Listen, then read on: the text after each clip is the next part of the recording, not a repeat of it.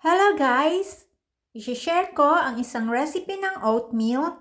Ito ay napaka-healthy at pwedeng-pwede po sa may diabetes. Ilalagay ko sa description box ang lahat ng ingredients. Sa pag-umpisa ay grind muna ang oat flakes gamit ang food processor hanggang madurog-durog ito o hanggang ang texture nito ay parang powder. And after grinding, ay i-transfer ang ground oat flakes sa mixing bowl o prep glass. Pagkatapos i-transfer ang ground oat flakes, ay maglagay ng mga buo-buong oat flakes. Maglagay din ng cinnamon powder at almonds. Kung ayaw nyo po ng almonds, ay pwede po ang ibang nuts na ilagay dito. Pag nailagay na lahat ng dry ingredients, ay i-mix ito. And after mixing, ay iset aside muna ito. Mag-slice ng banana at apple at ilagay sa food processor. Ang ginamit kong saging dito ay hindi masyadong hinog, pero kung gusto nyo po ng mas matamis ay gumamit kayo ng overripe banana. 1 banana at 1 apple lamang po ang kailangan dito.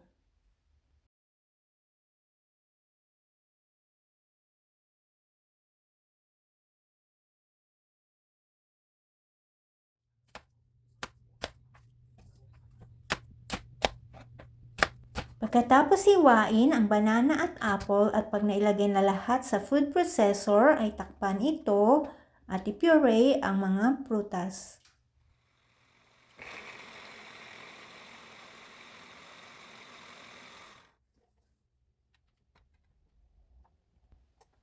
Isalin ang fruit mixture sa mixing bowl na may oatmeal.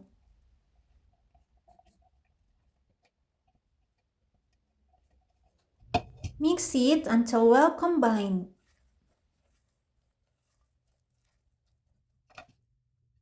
And after mixing, ay ibuhos ang vegetable oil. Pwede pong gumamit ng corn or avocado oil and mix it again. After mixing, ay iset aside muna ito. Pahira ng oil ang baking pan na gagamitin.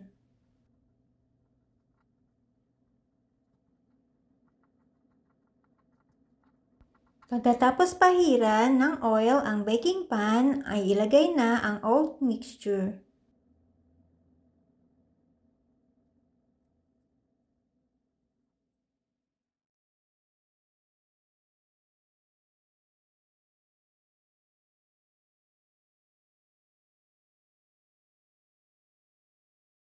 Sa natirang oatmeal mixture ay inilagay ko sa mini silicone mold dahil hindi po ito nagkasya sa baking pan na ginamit ko. I-bake ito sa preheated oven 350 degrees Fahrenheit ng 15 to 18 minutes. Nauna ko na pong tinanggal ang nasa mini silicone mold dahil maliit po siya at madaling naluto. And after baking, remove from oven and let it cool. At pag malamig na ito, ay tanggalin sa baking pan at ilagay sa plato. Pag nailagay na lahat sa plato, ay pwede nang kainin. God is my protector. He saves those who obey Him. Psalm 7 verse 10.